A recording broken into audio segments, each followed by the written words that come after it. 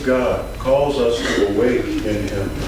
How will he find us when he comes? Awake and ready. And when he asks us to dedicate our lives ever more perfectly to him, how will he find us? Awake and ready. Let's begin with a prayer together. Divine Mother, Divine Mother, Heavenly Father, Heavenly Father, friend, beloved God, friend, beloved God, great masters of self-realization, great masters of self-realization, Lord Jesus Christ, Lord Jesus Christ, Krishna Babaji, Krishna Babaji, Nadi Mahashai, Lahiri Mahashai, Swami Shri Teshwarji, Swami Shri Teshwarji, Guru Deva, Guru Deva, Paramahansa Yoganandaji, Paramahansa Yoganandaji, saints and sages of all religions, saints and sages of all religions, we humbly invoke thy blessing.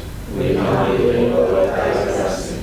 Free us in this lifetime, Free us in this lifetime, that we might come to realize that we might come to realize that you and I are one. that you and I are one.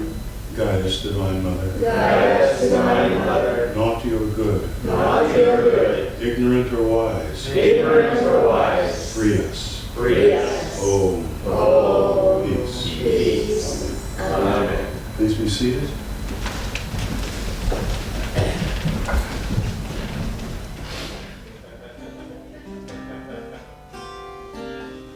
What am I doing hanging out in the cellar?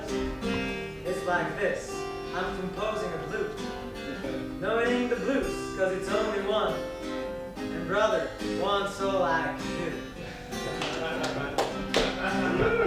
I'm not hanging my head like my heart. How's this? Have I got the hang of it? My chair's a gaze of kiss, and my mouth that drooped like a Saint Bernard, and its corners are touching my chin. You may ask, why you ain't so blue? Well, I ain't. I thought I should try. 'Cause some fella said all those songs are yours, ain't for real. They don't make no one cry. So I thought, let's just find me some cellar. For the only way to feel blue is forget the sun and pretend the world is as dark as a fireplace blue. Oh, that's realism, yeah.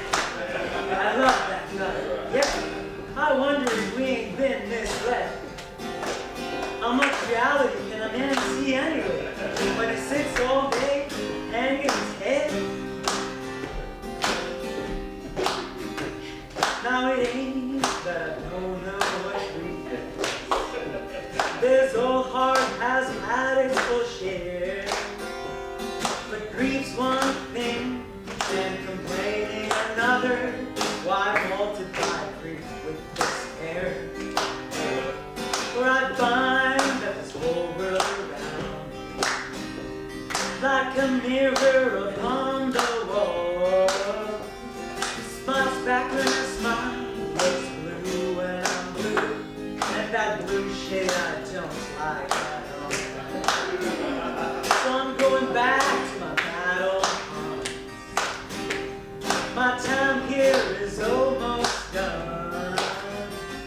The fact is, feller, I can't stand this cellar. I just gotta get out in the sun.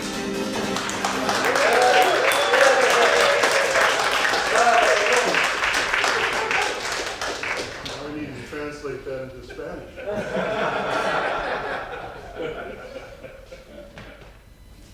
while remaining in this meditative state, listen to the quality of the week from Affirmations for Self-Healing by Swami Ananda. Happiness. Happiness is an attitude of mind born of a simple determination to be happy under all outward circumstances. Happiness lies not in things, nor in outward attainments. It is the gold of our inner nature buried beneath the mud of outward sense cravings. when you know that nothing outside you can affect you, no disappointment, no failure, no misunderstanding from others, then you will know that you have found true happiness. Resolve strongly to keep this flame burning ever in your heart. Let's affirm together, first with a strong, energetic voice, then gradually softer. I vow from today onwards to be happy under every circumstance. I came from God's joy. I am joy. I vow from today onwards to be happy under every circumstance. I came from God's joy. I am joy.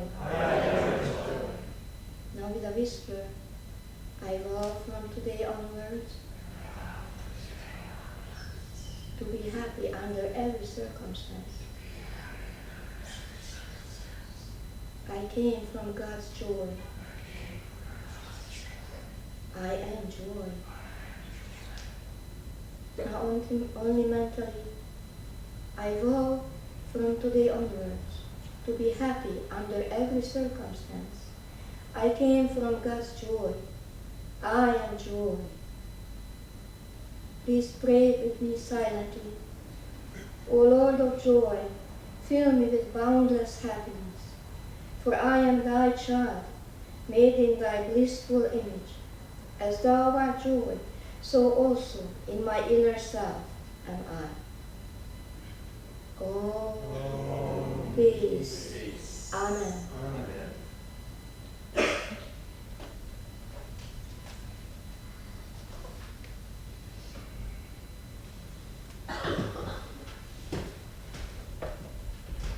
Good morning, everyone. Good morning. My name is Dikshini, and this is my husband, Ram. And we are really happy to be here with you all. And I will read from the Rays of the One Light, weekly commentaries on the Bible and the Bhagavad Gita by Swami Ananda. This is week 3. Is God present even there where there is ignorance? Truth is one and eternal. Realize oneness with it in your deathless self within. The following commentary is based on the teachings of Paramhansa Yogananda. The Gospel of St. John, chapter 1, makes a reference to the divine light that is obscure to the rational faculty, but that enlightens our higher nature.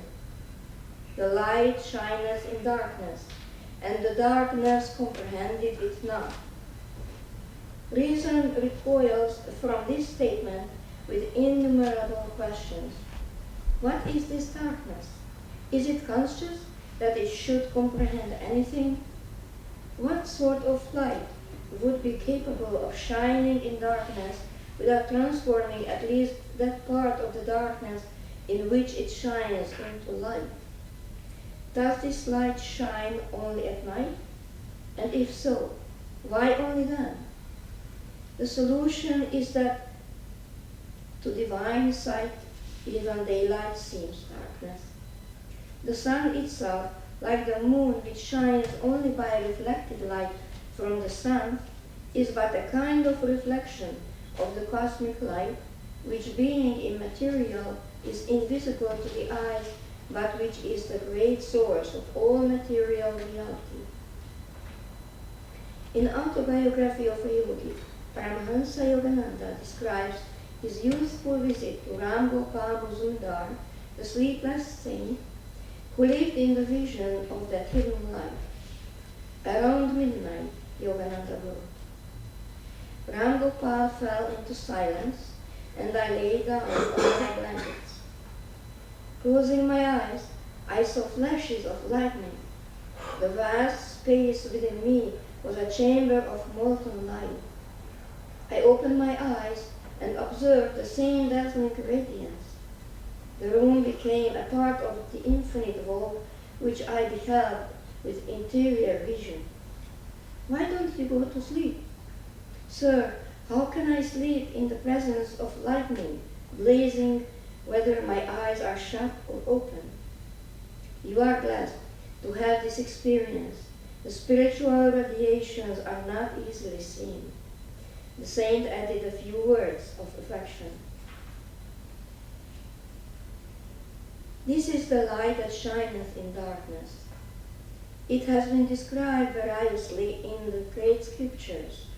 In the Bhagavad Gita, the 11th chapter, the devotee Arjuna is given an experience of the infinite state and exclaims in awe, if there should rise suddenly within the skies sunbursts of 1,000 suns, flooding earth with beams undimmed of, then might be that Holy One's majesty and radiance dreamed of.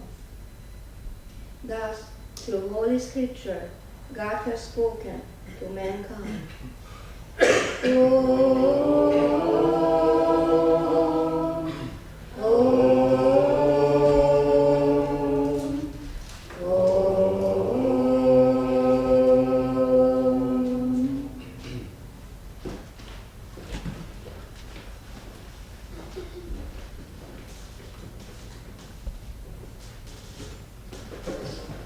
I'd like to welcome everyone here and also in La La Land.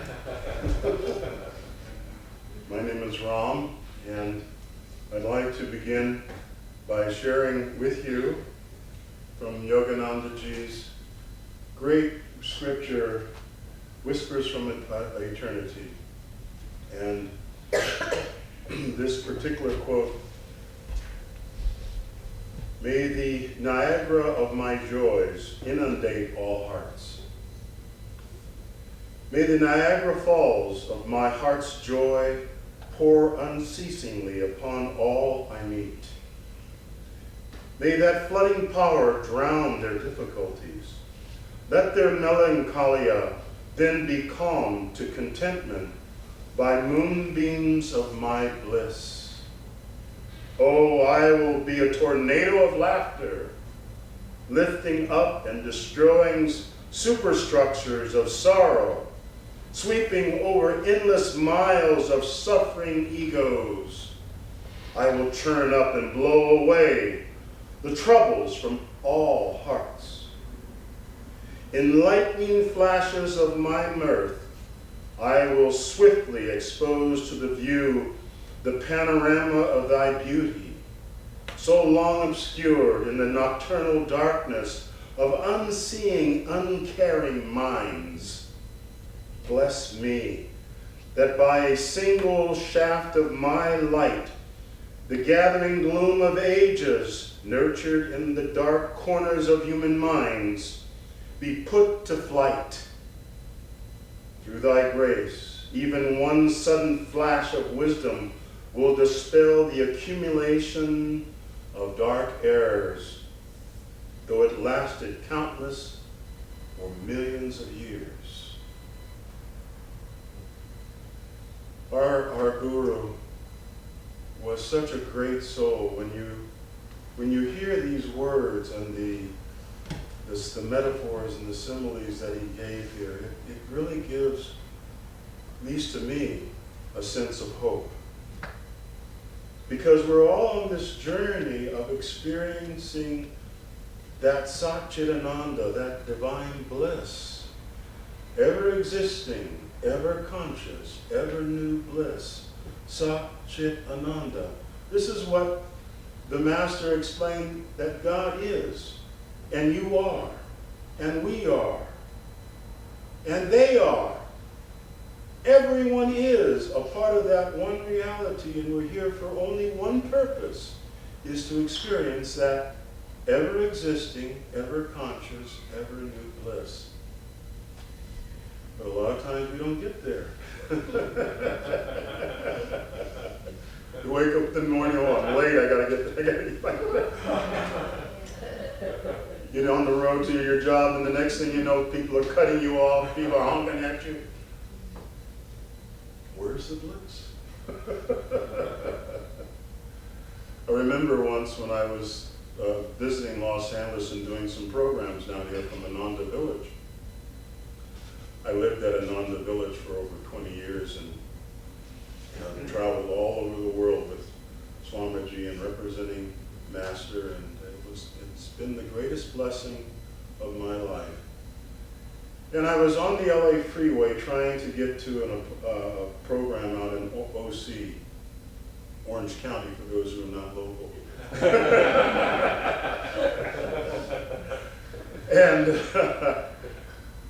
And it was rush hour traffic, and I thought, oh my God, how am I going to get to this program on time? And I had Swamiji's, Swami Kriyananda's CD mantra. We play that mantra, the Gayatri and the Mahamrityunjaya mantra, during our purification service when we do the fire ceremony every Sunday. So for those who are not here, come on Sunday and participate in that, because it's very powerful. And I was playing that Gayatri mantra and I was chanting it. And as I was on the freeway, it was so much traffic, and it was, I don't know, such confusion going on, like we all know. And this guy pulled up to me in his truck. There was two guys in a truck, and they leaned out of the car and started honking at me and rolled down their windows and gave me the bird. And I looked over at them and I said, what are they smoking?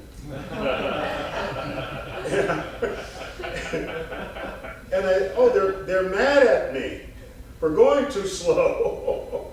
And I could feel their anger come right through my body and out the other side of the car, because I was chanting. I was chanting this sacred Vedic mantra, the Gayatri mantra, and in that energy or vibration, I had created a bubble of light that I was totally protected. Didn't matter what came. We were celebrating Mahatma Gandhi, not Mahatma Gandhi's, but one of Mahatma Gandhi's great disciples, Martin Luther King Jr. His celebration is this weekend. And he took Gandhiji's principles and applied them to civil justice here in the United States. And it was that example of ahimsa, of satyagraha, that transformed the South, really. I grew up here in Los Angeles. I didn't have much difficulty because of my skin color here in LA. I remember we could only go to the local swimming pool on certain days because, and then they would drain the pool after the people of color were in there. It's unbearable what the ignorance and the delusions that people get themselves wrapped up in. But we've been through this through incarnations, and we have to come to resolve this. In our purification, we offer the seeds of our past bad karma into the flames of God's love to be burned up and purified. Yogananda had to go through it. One day after giving a lecture in New York City, he was talking against the mafia. And they sent a hitman to kill him. So he was walking home, and this guy came up with a gun in Yogananda's back and said, "Why were you talking against those people that way? God doesn't like his rich children taking advantage of his poor ones." And he looked at this assassin and he said, "Why do you choose to live the way you do by earning money for killing people? I demand that Satan come out of you."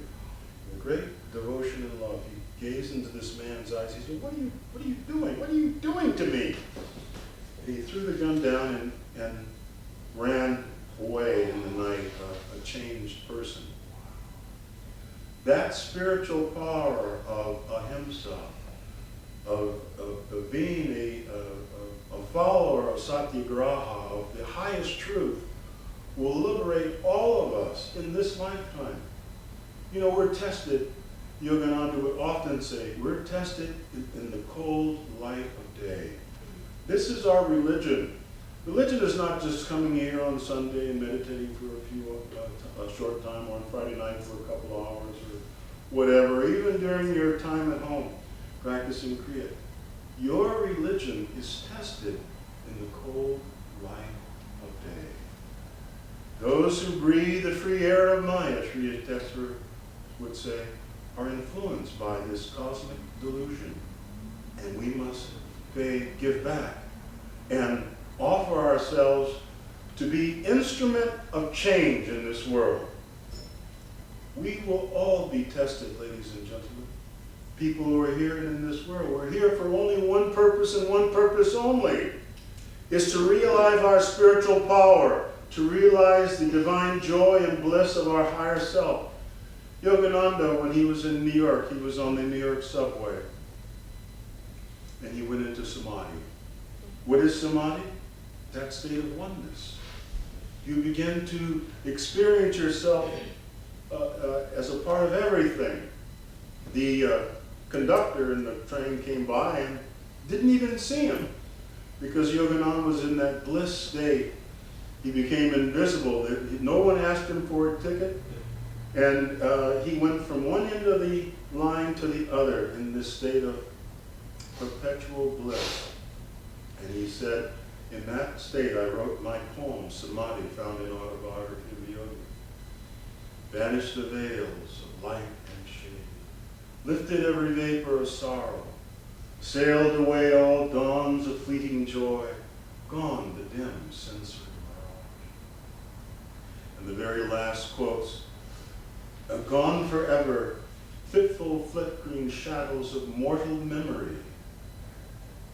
Myself in everything enters the great myself. And from joy I came, for joy I live, in sacred joy I melt. Ocean of mind I drink all creation's waves, o'er veils of solid liquid vapor like lit to right. Myself in everything enters the great myself. This is our goal. This is who we are on the different levels. Patanjali, the great exponent of yoga, who wrote it all down about from the ancient times of the rishis, he said, you attain this yoga by smriti, divine memory, remembering who and what you really are. So when we're in difficult situations, when someone's cursing at us or attacking us for some reason, or a coworker at the job is they don't understand what you're going through and so forth, see it as a test of Divine Mother to help you open up to greater joy, because that's what it's for. We're here at a time in our history where Yogananda said there will be great trials and tribulations. But he always gave that hope, to remain unshaken even in the crash of breaking worlds. And that comes through the daily practice of not just meditation, but of action, of living your religion in the cold light of day. It's not just meditation. Sometimes you can't meditate. Your body's in such pain, Yogananda said, well, I'll meditate for you. The Guru knows your difficulty.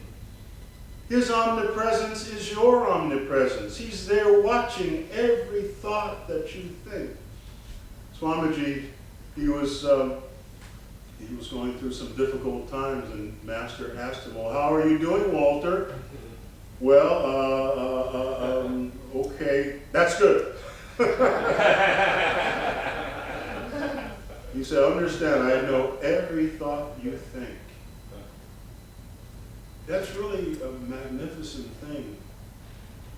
And the Guruji's not in his body, and you have that image on the wall. You think, oh, those people at Ananda, those people at SRF, all they worship are pictures. It's not true. And Ananda is very much a part of SRF, although we're not affiliated with it, but we're very, very much a part of it. And we represent Master's branch, which is free from organizational conundrums. Because that Yogananda would often say that too many rules kill the spirit. And you go to certain situations and you find yourself looking over your shoulder. I was meditating at the lake shrine not too long ago, and I was trying to meditate there in the courtyard, and this guy was on his cell phone. He was talking to his girlfriend and talking about all these things that are going on in his life. And I said, hey, excuse me, sir. I'm trying to meditate here. Can you go to the parking lot with your girlfriend? He looked at like I was shocked that I was reprimanding him. These sacred shrines are there for meditation. They're there for pilgrimage. And you're living in the city, you should go there quietly and meditate in those shrines because Master's vibrations are there. Even though Kriyananda, when he was the vice president of the Self-Realization Fellowship, was thrown out on his ear. And later when he wrote Anandamoy Ma, the joy-permeated mother who's over here, he wrote to Anandamoy Ma and said, I don't know what to do. They threw me out on my ear. Her response was, see it as your Guru's grace. See it as your Guru's grace. Even in the midst of despair, where Swamiji was at his family home, in his mother and father's home in Menlo Park, he was praying to God, take me out of my body. Take me away from here. I don't want to live any longer. Nothing else matters. His mother comes to the door and says, well, Don, tonight we're having a guest over for a dinner party. I want you to come. They're from India. Their name, Dr. Chowdhury. He runs the Cultural Integration Fellowship in San Francisco. And he comes out of his room.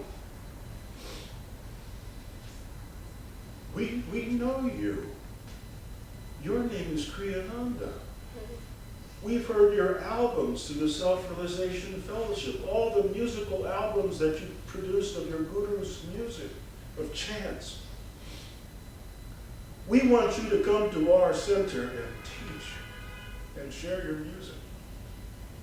And this was the beginning of one disciple who was on the verge of wanting to leave this world out of despair, not wanting to serve his Guru's work, not being able to serve SRF, his Guru's work.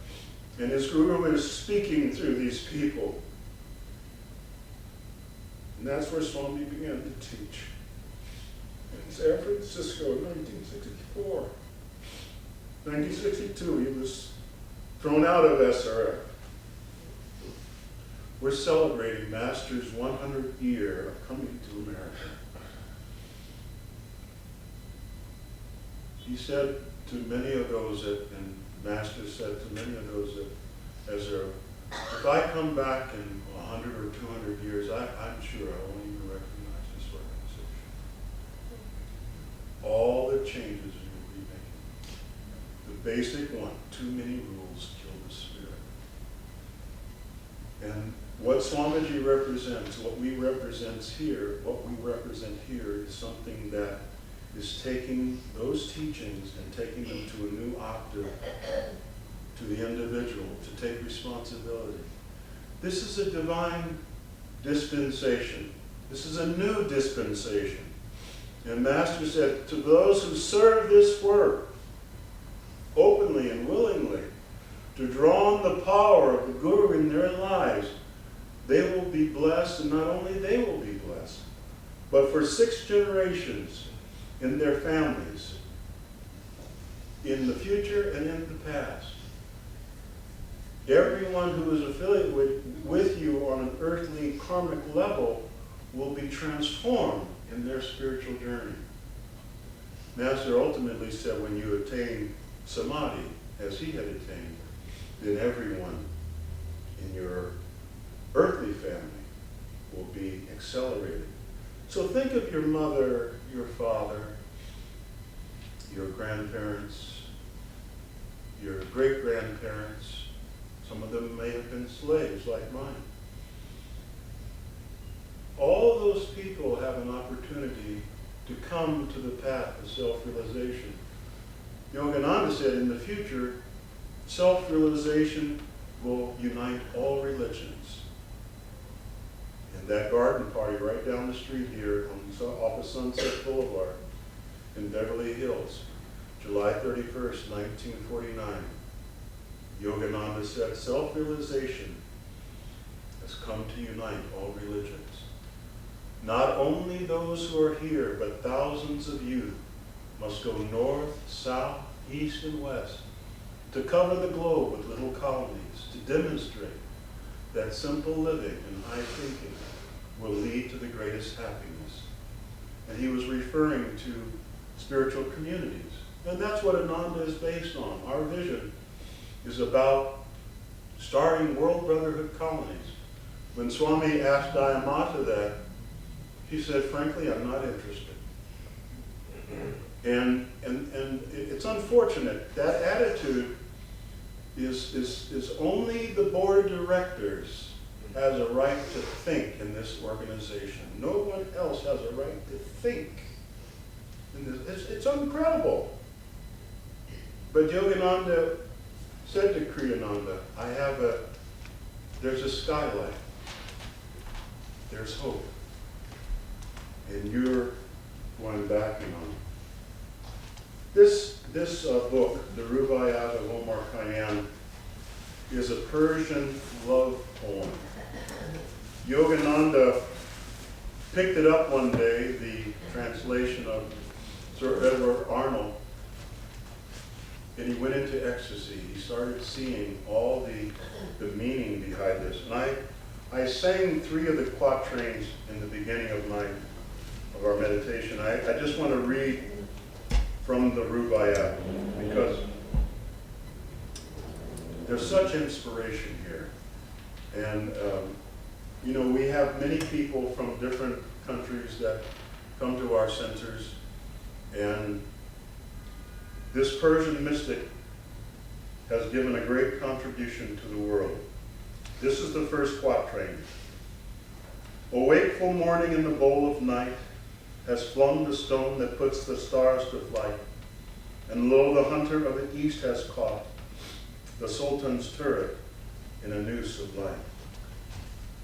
Paraphrase, thus sang the inner silence, forsake your sleep of ignorance, awake, for the dawn of wisdom has flung into the bowl of night of your unknowing the stone of spiritual discipline, that weapon of divine power that can break the bowl and put to flight the paling stars of earthly desires. Behold, wisdom, the hunter of the east, has cast a noose of light to encircle the kingly minaret of your egoic pride. Wisdom to free you at last from the long night of spiritual ignorance. I sang 2 other quatrains, but this is really the most powerful, and the point is spiritual ignorance. What is spiritual ignorance? It's the unknowing of who we are on the deepest level. It's lifting the veils of the Maya and beginning to see God is playing all the time through people who are ignorant or wise. I reflect on Martin Luther King and what he went through and the experience of slavery in this country. There was great suffering there, but what was one of the fruits of that great suffering? It was spirituals. Many years ago in Italy, I did a concert of the Negro spirituals around Europe. And I remember one occasion we had 800 people in this cathedral in Pisa. And I was sitting in the back meditating, and there was nobody in the church. And someone came and said, well, there's a few people there. I think we got about 20 people so far. Do you want to start? No. Let's just wait. Then a few more minutes, someone came back. Wow, the whole church is filling up. The minister comes out, he introduces me. He had made an announcement that the day before at his Sunday service that this event was happening. And it was a fundraising event for Master, and of course they didn't know I was a representative of self-realization. But I was a fundraising trip for going to Africa to bring Yogananda's teachings to Nigeria and South Africa and Zimbabwe. And that night, 800 people showed up, and we had them dancing when the saints go marching in. Dancing and walk around the church. That was our final number. But out of that great suffering of slavery came these hundreds of songs of devotion to God. And that is the example of the fruits of someone who did not embrace the negativity of the situation. Although Harriet Tubman stood up in that movie just recently, is up for an Academy Award. She was a great saint. She brought 800 people, just the number of people I had in that church, to freedom from the south of America, to freedom. And oftentimes she would find herself in a conundrum, unable to find an escape route, and she would fall out into a trance. And then she'd come out of this trance and she said, God has told me to do this. She had deep spiritual experiences. God, even in the greatest dungeon, the greatest suffering, we look at the fellow from Romania who came to Nevada City. What was his name? Warmbrand. Yeah, Richard Warmbrand. He was locked up in a communist prison, Christian, and because of his faith, he was locked up in a prison. And they went into a state of ecstasy where they were singing songs and clapping the manacles in the prison because they felt the presence of God so strongly through their persecution. And that's something that we all sort of should need. One of the tests that Divine Mother gives us at the end. How strong are you? And it's not a collective thing, it's an individual. This path is very personal and individual. And so our journey, folks, eventually will bring us to that point of self-realization. Yogananda said there is a law, the law of karma, of samsara, reincarnation. You think you might be getting away with something. You might be doing horrific crimes and get away with it. You never get away with anything that is against Dharma, against righteousness. You have to pay the dues to that.